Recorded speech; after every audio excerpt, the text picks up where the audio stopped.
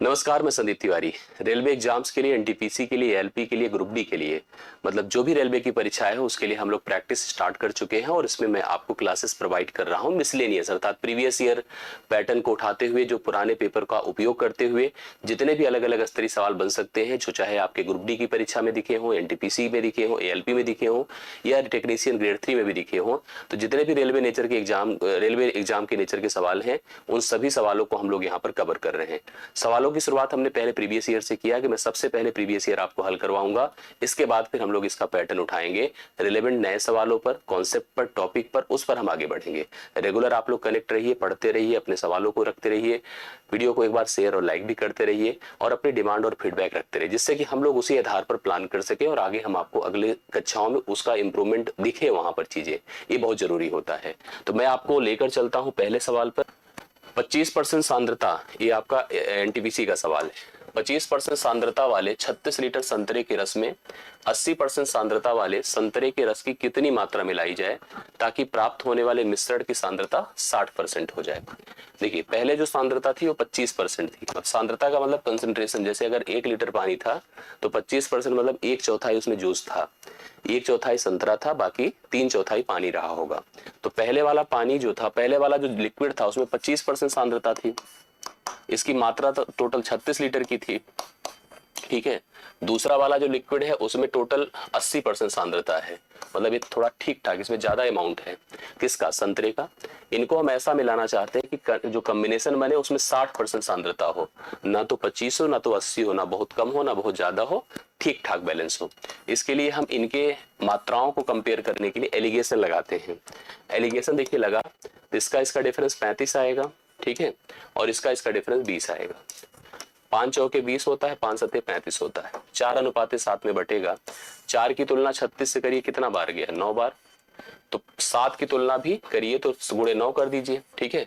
7 9 63, 63 litre मुझे इस amount को लेना पड़ेगा, तब जाकर के ऐसा हो पाएगा। तो 63 लीटर आपको ऑप्शन नंबर सी में दिख रहा है, करेक्ट आप लोग आंसर बता सकते हैं। आई होप क्लियर हुआ होगा। देखिए, जैसे हमने कहा ना, 4 की वैल्यू 36 अगर है तो 7 की वैल्यू वैसे भी 63 हो जाएगी। 4 9 36 और 7 9 63 होता है, करेक्ट। चलो नेक्स्ट क्वेश्चन पर आइए। रथिन और ब्राटिन, समझिएगा इस सवाल को। रथिन और ब्राटिन एक साथ एक काम को 12 दिनों में कर लेते हैं। रथिन और ब्राटिन अगर मिलकर करते हैं तो 12 दिनों में कार्य पूर्ण कर लेते हैं। वे एक साथ काम तो शुरू करते हैं, लेकिन रथिन को काम खत्म होने से 5 दिन पहले कार्य छोड़ना पड़ा। जो टोटल कार्य था उसको छोड़ना पड़ा 5 दिन पहले, जिस दिन समाप्त हुआ उसके 5 दिन पहले छोड़ना पड़ा रथिन को। नतीजन जिसके कारण जो काम खत्म होने में जो पहले 12 दिन लग सकता था, अब वो 15 दिन लग रहा है। भाई 5 दिन पहले छोड़ा, इसका मतलब उसने काम में अपनी इन्वॉल्वमेंट हटा दी। जो काम 12 दिन में खत्म होना चाहिए था 15 दिन में होगा, साथ साथ किए होते तो 12 दिन में होता, लेकिन 15 दिन में पूर्ण होगा। यदि ब्राटिन अकेले कार्य को करता है, अगर अकेले कार्य को करता ब्राटिन, तो इसे कार्य को पूरा करने में उसे कुल कितना समय लगता? पहले आप ऐसे सोचो, यहाँ पर 2 पर्सन है, रथिन है और ब्राटिन है। दोनों काम को कितने समय में? 12। ये टोटल वर्क भी मान लीजिए, क्योंकि टोटल वर्क हो गया, और इन दोनों की क्षमता जो कंबाइन थी वह 1 की हो गई। मतलब वो लोग एक काम एक दिन में किया करते थे दोनों। अब सुनिए, दोनों ने काम को शुरू किया, दोनों ने काम को शुरू किया, स्टार्ट किया, रथिन और ब्राटिन ने, ठीक है। किसकी क्षमता से? 1 की क्षमता से। और यहाँ पर काम इंड होगा, इंड होगा।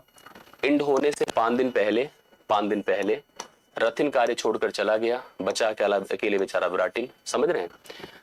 अकेले बचा ब्राटिन। अब सुनिए हुआ क्या, काम कितने दिन में पूर्ण हुआ इसकी वजह से? 15। इसका मतलब 5 दिन अकेले किसने काम किया होगा? ब्राटिन ने।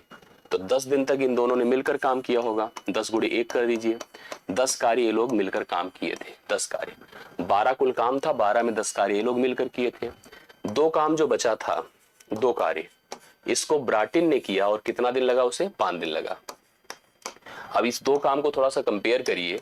यह 2 काम पूरे के हिसाब से अगर तुलना किया जाए तो 2/12 मतलब 1/6 काम था, और इस 1/6 काम को ब्राटिन ने कितने दिन में किया था? 5 दिन में। समझ रहे हैं? ब्राटिन ने 5 दिन में किया था, इसको समझते चलिएगा। तो अगर ब्राटिन से हम पूरा काम कराएं तो उसे 30 दिन लगेगा। ब्राटिन से पूरा काम करवाएं 30 दिन लगेगा। अब सवाल क्या कहता है कि अगर ब्राटिन अकेले कार्य करता है तो इस कार्य को पूरा करने में उसे कितना दिन लगता है? तो गया सवाल ए 30 दिन। अगर ये सवाल हमसे पूछता कि रथिन अकेले पूरा काम करता तो उसे कितना दिन लगता। तो अब अगर रथिन का भी पूछता तो रथिन के साथ अब जैसे अपने पास r प्लस बी 12 हो जाएगा और b का मान 30 हो जाएगा, तो उस हिसाब से काम की मात्रा ले लेते तो रथिन का भी आ जाता। फिलहाल ब्राटिन का पूछा था 30 डेज लगेगा। ब्राटिन अगर इस काम को करेगा तो 30, क्योंकि ये जितना काम बचा था 2 ही बचा था 12 में, ये 2/12 1/6 हुआ। 1/6 काम को अगर वह 5 दिन में कर रहा है तो पूरे काम को कितने दिन में किया होता, 30 दिन में करता, 30 ही दिन राइट सोल्यूशन आ जाता उसका। ठीक, चलिए नेक्स्ट क्वेश्चन पर आइए। 250 मीटर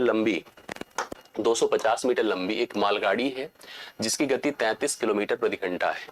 200 मीटर लंबी एक मेल ट्रेन है जो पीछे से आ रही है। देखिए सबसे पहले ऐसे रहा होगा, एक अपने पास मालगाड़ी थी, करेक्ट है, जिसकी लेंथ कितनी थी 250 थी। पीछे से एक मेल ट्रेन आई जिसकी गति कितनी है, पहले तो लेंथ देखिए 200 मीटर है और इसकी गति कितनी है 60 है ना, और इसकी गति कितनी थी 33 थी। अब ये ऐसे जा रही है और ऐसे पीछा करेगी।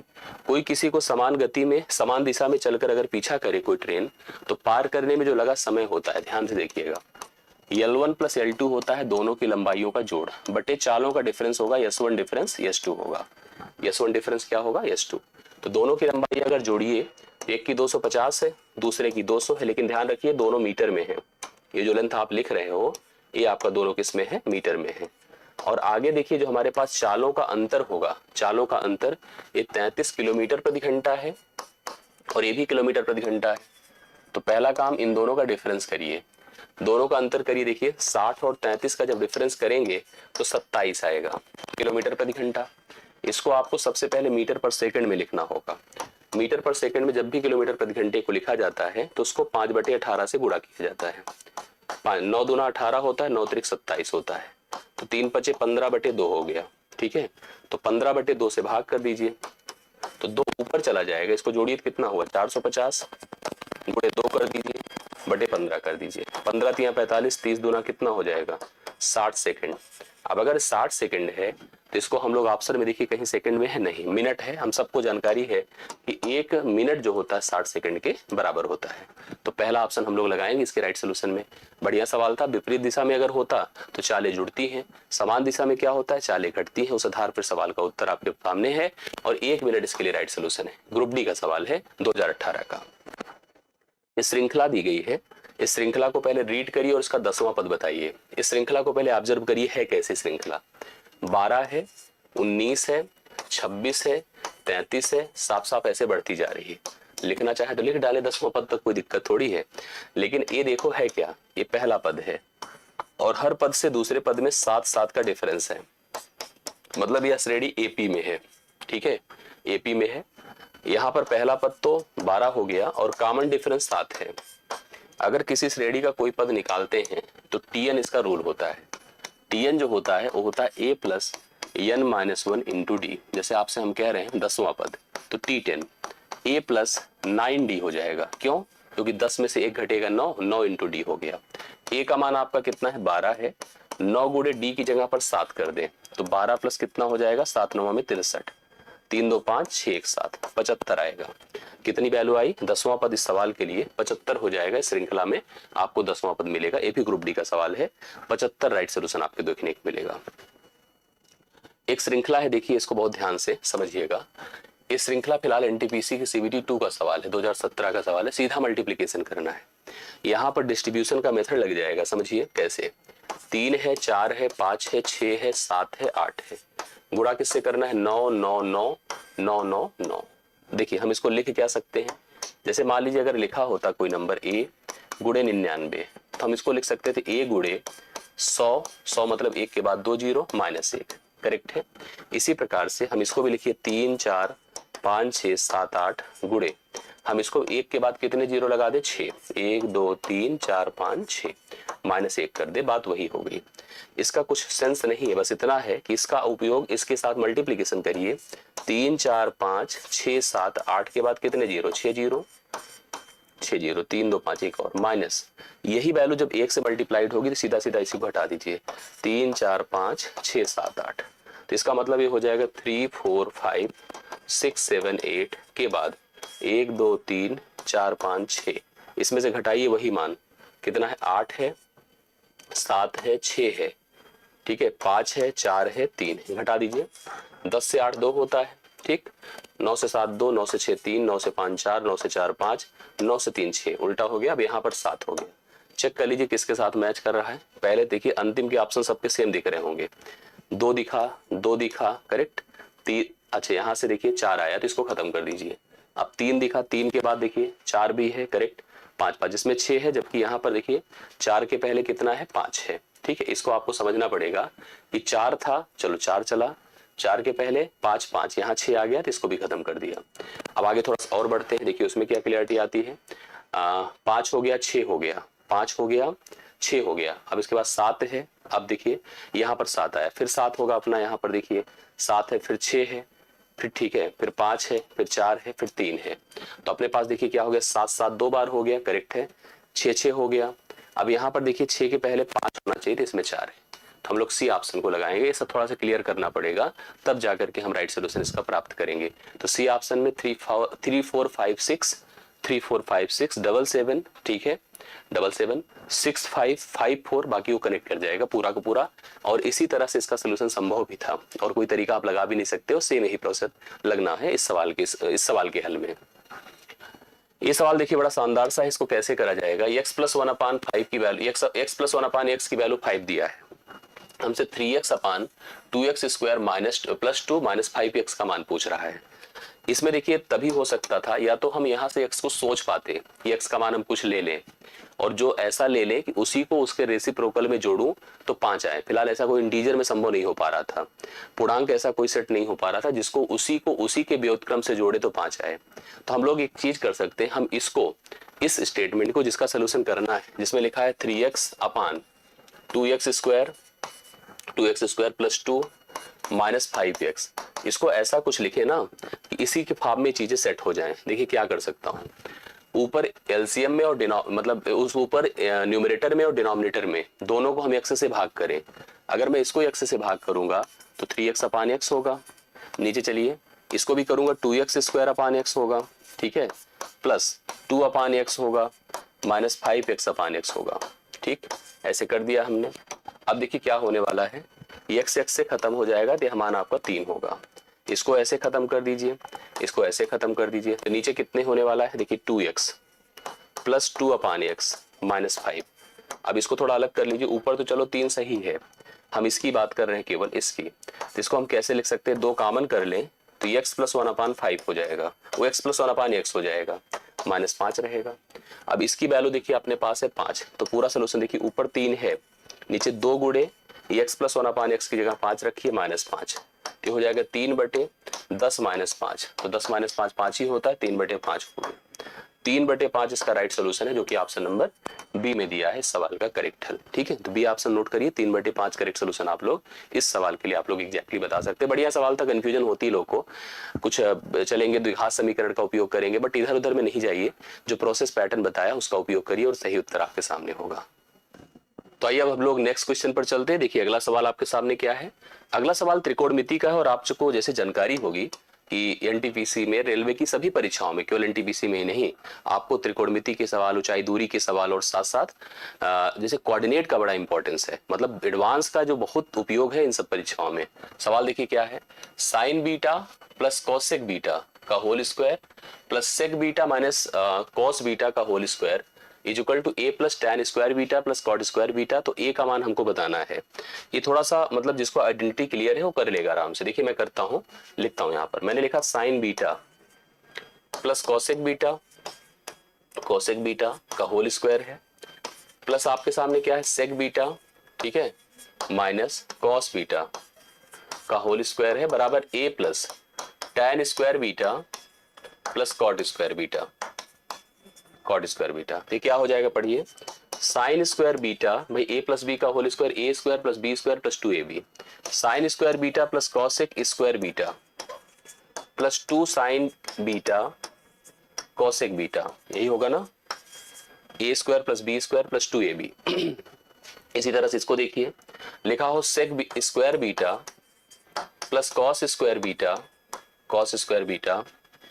देखिए यहां पर क्या होगा, उसी टाइप से होगा, sec square beta plus cos square beta minus हो जाएगा 2 sec beta cos beta, two sec beta into cos beta.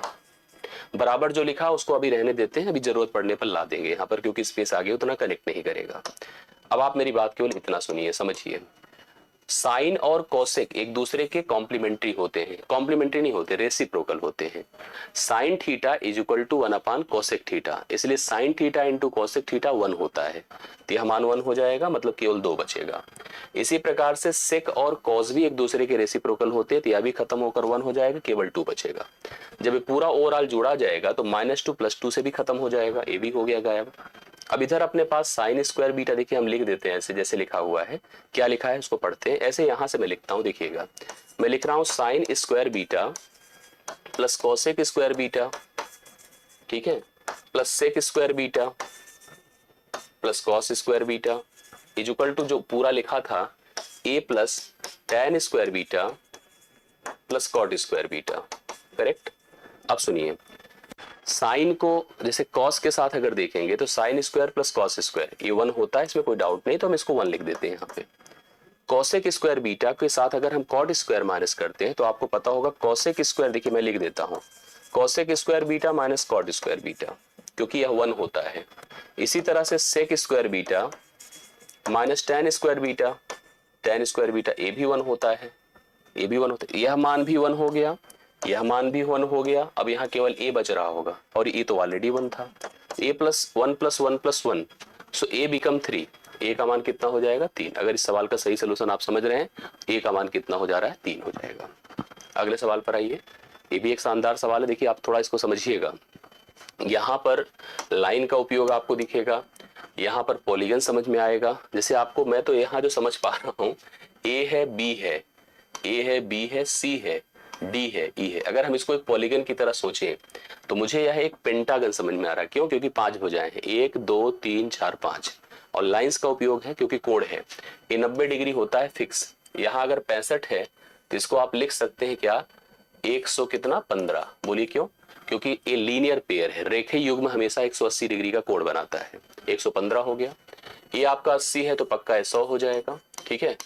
अब अगर इस पंचभुज में यह यक्स है, क्या है, यक्स है, मुझे इसका मान पता चल जाए क्योंकि यक्स ही पूछा है, तो हम यक्स का मान आराम से लीनियर पेयर के आधार पे बता देंगे।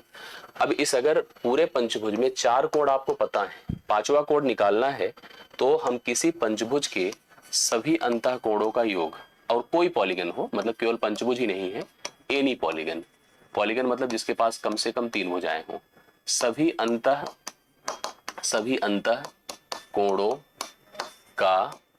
कोणों का योग n-2 इंटू 180 होता है। कितना? n-2 इंटू 180 डिग्री होता है। जैसे 5 भुजाएं थी, 5 - 2 गुणे 180 कर दीजिए, तो 5 में से 2 निकलता है, 3 होता है, 3 गुणे 180 कर दीजिए, ये 540 हो गया, करेक्ट है। 540 डिग्री होगा इसके सभी अंतः कोणों का जोड़। अब इसमें अगर सभी अंतः की बात करिए तो अपने पास अंतः में कौन कौन है आप खुद चेक करिए। सबसे पहले मेरे पास देखिए 115 है, 115 2 बार है, 115 प्लस 115 प्लस 100 है, प्लस 90 है, प्लस एक्स नहीं है, इसको कुछ और मान लीजिए, मैंने इसको ए मान लिया, यहाँ ए रख देते हैं, बाद में ए और एक्स का जोड़ 180 होगा, उससे निकल जाएगा। बराबर इसको मैं 540 कर देता हूँ, इनको जोड़िए 230 होता है, और इसमें 100 जुड़ा तो 330 हो गया, 90 और जुड़ा तो 9 3 12 420 हो गया, 420 प्लस ए बराबर 540 कर दिया, ए बराबर कितना 120 हो जाएगा। अगर आपका ए का मान 120 हो गया यह वाला, तो यह मान ऑटोमेटिकली कितना हो जाएगा 60, क्योंकि ये भी लीनियर पेयर बना रहा है और 180 अंश आएगा उनका जोड़, तो बी ऑप्शन इसके लिए राइट सोल्यूशन होगा। 60 डिग्री करेक्ट आंसर इसका बनकर आएगा, जो इस सवाल के लिए सही उत्तर बन जाएगा। ठीक, आगे बढ़िए। वह अनुपात, अभी देखिए मैंने कहा था ना कोऑर्डिनेट का एक सवाल बनेगा, वह अनुपात हमको बताना है, ध्यान से देखिएगा, जिसमें बिंदु 4 5 है, 2 बिंदुओं 2 3 और 7 8 को जोड़ने वाली रेखा को विभाजित करता है। एकदम इंटरसेक्शन का क्वेश्चन है, जो हम लोग इंटरसेक्शन पढ़ते, जैसे लाइन थी, इस लाइन के 2 बिंदु ले लीजिए, पहला है 2,3 और दूसरा कितना है 7,8। अब आप सोचोगे ऊपर वाला क्यों छोड़ दिया, ले लिया, देखिए ऊपर ए है। इस बिंदु ने क्योंकि विभाजित किया था 4,5 पर, इनका रेशियो यम अनुपात n मानते हैं हम लोग, यम अनुपात n, इसे इंटरनल इंटरसेक्शन कहते हैं, अंतः विभाजन। हमने लिखा कि अगर वह रेशियो, लेट जो रेशियो आपका है अगर वह तो 1 है तो इसको m मान लीजिए, इसको n मान लीजिए। अंतर विभाजन जैसे इसको आप सोचिए x है y है, ये x1 है y1 है, ये x2 है और ये y2 है। रूल होता है x equal to m x2 plus n x1 divide by m plus n। सही है, m प्लस n करेक्ट हो रहा है ना। x की जगह आप लिखो 4, m की जगह लिखो k, x2 की जगह हमने लिखा 7, n की जगह हमने 1 रखा और x1 की जगह 2 और हमने लिख दिया k प्लस 1। सही है, 4 इंटू k प्लस 1 बराबर 7k प्लस 2। सही है, हम लिखेंगे 4k प्लस 4 बराबर 7k प्लस 2। इसको इधर कर दिया 3k बराबर आप 2 कर दीजिए तो k का मान हो जाएगा 2/3। 2/3 और अगर दूसरा मान तो 1 था ही आपके पास, k अनुपात 1 था तो इसका मान 2/3 है। रेशियो अगर 1 है तो 2:3 हो जाएगा। 2:3 पहला ऑप्शन इसके लिए राइट सोल्यूशन होगा। आप लोग नोट कर सकते हैं, कंफर्म कर सकते हैं। समझ रहे हैं, जिसको आप लोग पॉइंट कर लीजिएगा, समझ लीजिएगा। अगर कोई दिक्कत होगी तो आप मुझे कमेंट करके बता दीजिएगा। अगले सवाल पर आइए। एक बंद लंबवृत्तीय मतलब क्लोज्ड है बेलन का आधार जो है उसकी त्रिज्या दे रखा है और इसका संपूर्ण पृष्ठीय क्षेत्रफल दे रखा है। इसकी ऊंचाई और व्यास का अनुपात हमको बताना है। हाइट का और इसके डायमीटर का रेशियो बताना है। तो अपने पास व्यास तो है क्योंकि रेडियस है, बस केवल और केवल हमको क्या करना है, बल्कि मैं तो कहूँ ओरल दिख रहा है मुझे उत्तर शायद आपको अभी दिख जाएगा, अभी कंफर्म करिए। पहले तो आप बेलन बनाओ, बेलन बनाइए। अभी मैं बताऊंगा क्यों दिख रहा था। ये बेलन है आपका। बेलन का जो बेस है वो सर्कुलर होता ही है। इसकी रेडियस 3.5 दिया है, हाइट हमको पता नहीं है, ठीक है, h होता है। टोटल सरफेस एरिया में ध्यान समझिएगा, किसी भी बेलन का टोटल सरफेस एरिया में क्या क्या इन्वॉल्व होता है। नीचे के दोनों बेस सर्कल के रूप में और साथ साथ पूरा वो पार्ट जो बाउंड्री मतलब उसकी बॉटल की बनती है उस हिसाब से। इस हिसाब से हमेशा कभी भी अगर आप टोटल सरफेस एरिया करिए तो 2πr EH प्लस आर। दरअसल ये नियम कैसे बनता है पता है आपको। अगर हम लोग यहाँ पर केवल कर्व की बात करें तो 2πr EH होता है और उसमें 2πr² ऐड कर दिया जाता है, उसी आधार पर कॉमन लेके डेवलप किया जाता है। तो इस टोटल सरफेस एरिया का मान 269.5 है। बराबर लिख दे 2 पाई की जगह 22/7, r की जगह 3.5 और h नहीं पता है लेकिन इसको 3.5 कर दिया। यही r h और आ जाए तो सब कंफर्म ही हो गया, खत्म हो गया। समझिए, इसका दशमलव हटा दे, एक जीरो ऐसे ही बढ़ जाएगा। 7 से इसको गायब कर दे, 0.5 होगा।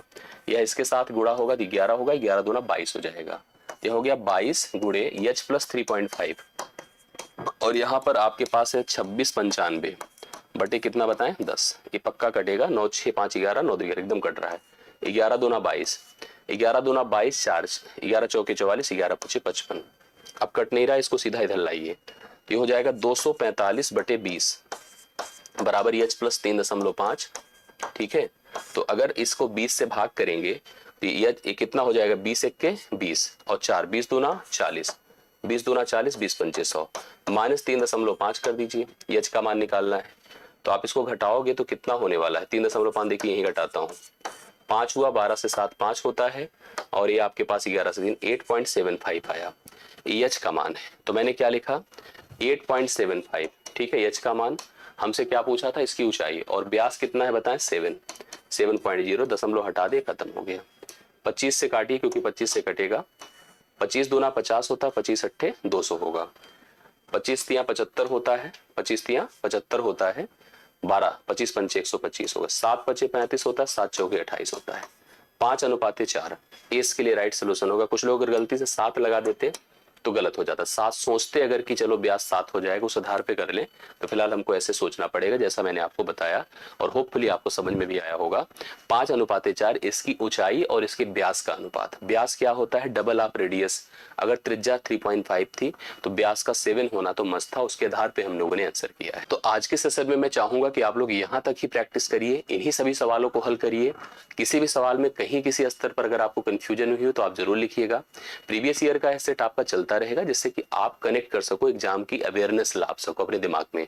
अगर यह हो जाएगा एक बार तो फिर आगे हम टॉपिक और अच्छे से शानदार तरीके से पढ़ सकेंगे। हर चैप्टर को वही सेक्शन हम सिलेक्ट कर सकेंगे जो चैप्टर के लिए परीक्षा में आपके लिए डिमांडिंग होता है।